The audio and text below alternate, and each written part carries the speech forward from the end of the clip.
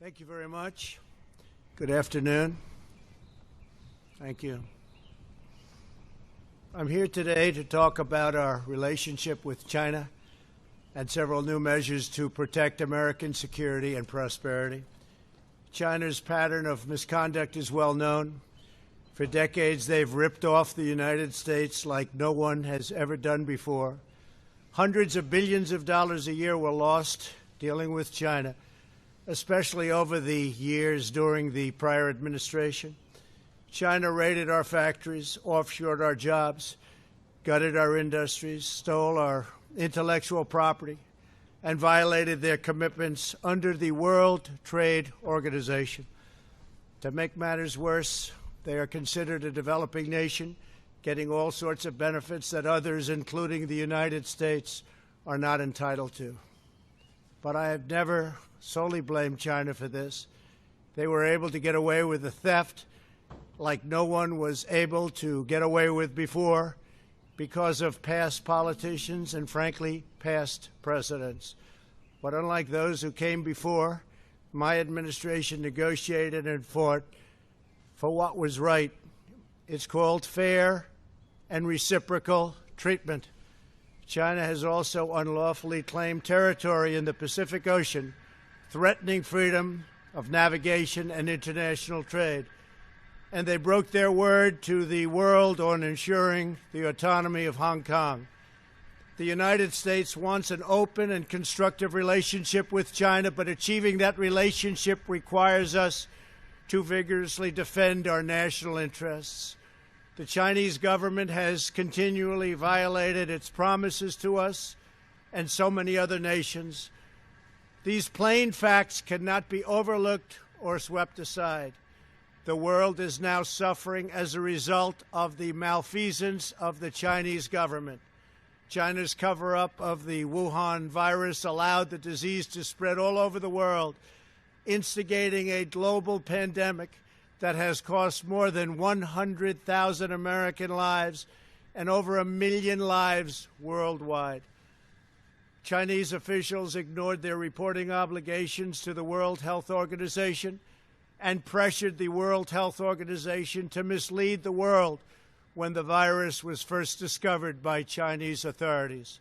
Countless lives have been taken and profound economic hardship has been inflicted all around the globe.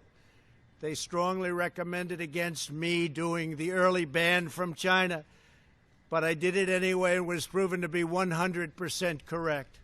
China has total control over the World Health Organization, despite only paying $40 million per year compared to what the United States has been paying, which is approximately $450 million a year. We have detailed the reforms that it must make and engage with them directly, but they have refused to act.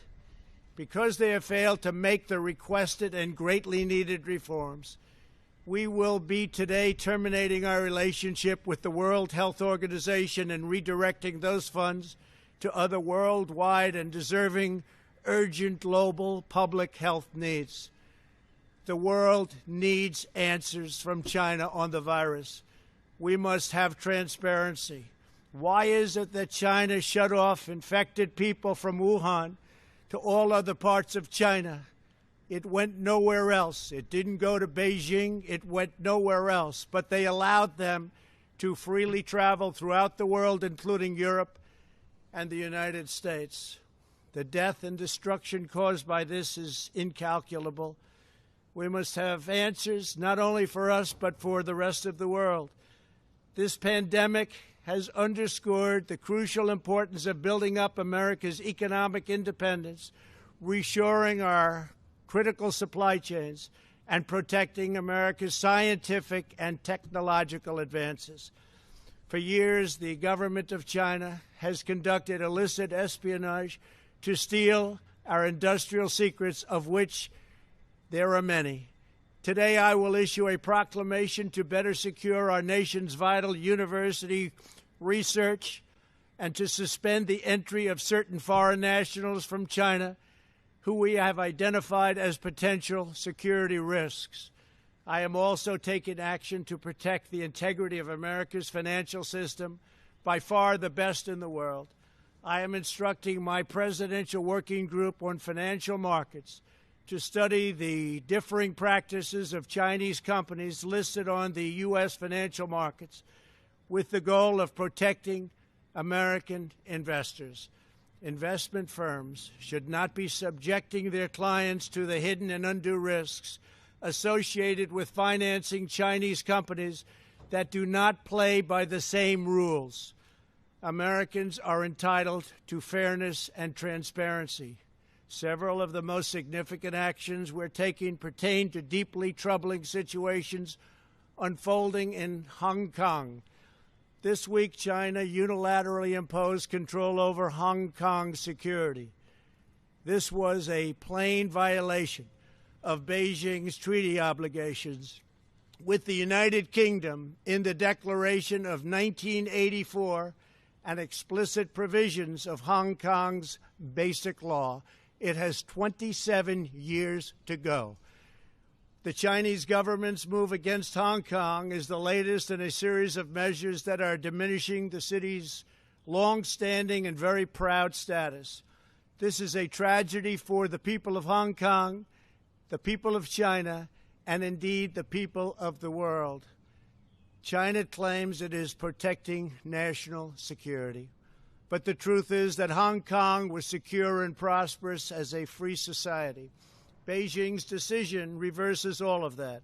It extends the reach of China's invasive state security apparatus into what was formerly a bastion of liberty. China's latest incursion, along with other recent developments that degraded the territory's freedoms, makes clear that Hong Kong is no longer sufficiently autonomous to warrant the special treatment that we have afforded the territory since the handover. China has replaced its promised formula of one country, two systems with one country, one system. Therefore, I am directing my administration to begin the process of eliminating policy exemptions that give Hong Kong different and special treatment. My announcement today will affect the full range of agreements we have with Hong Kong, from our extradition treaty to our export controls on dual-use technologies and more, with few exceptions. We will be revising the State Department's travel advisory for Hong Kong to reflect the increased danger of surveillance and punishment by the Chinese state security apparatus. We will take action to revoke Hong Kong's preferential treatment as a separate customs and travel territory from the rest of China. The United States will also take necessary steps to sanction PRC and Hong Kong officials directly or indirectly involved in eroding Hong Kong's autonomy and just, if you take a look, absolutely smothering Hong Kong's freedom. Our actions will be strong. Our actions will be meaningful. More than 2 decades ago, on a rainy night in 1997, British soldiers lowered the Union flag and Chinese soldiers raised the Chinese flag in Hong Kong. The people of Hong Kong felt simultaneously proud of their Chinese heritage and their unique Hong Kong identity. The people of Hong Kong hoped that in the years and decades to come, China would increasingly come to resemble its most radiant and dynamic city.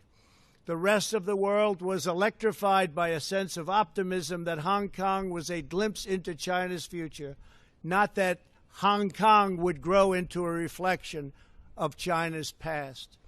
In every decision, I will continue to proudly defend and protect the workers, families, and citizens of the United States of America. Thank you very much. Thank you.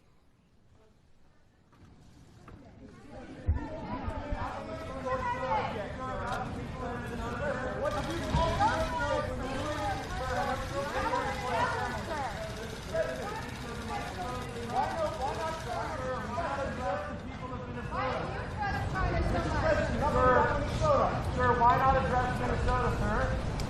Bill does the news conference.